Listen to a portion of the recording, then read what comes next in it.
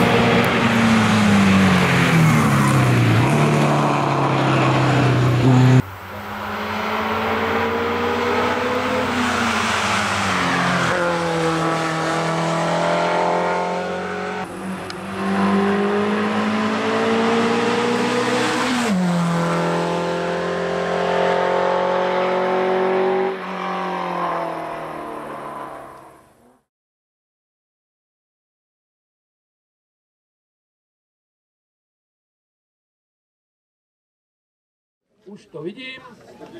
Kunz, druhé místo.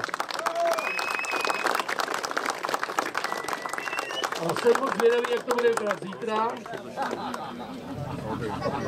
Pomcí už vědí.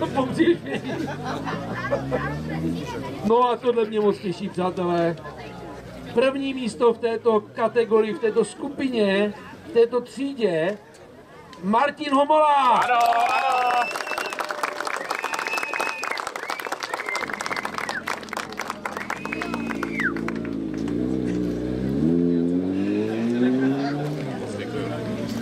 Pojďte kluci do houfu.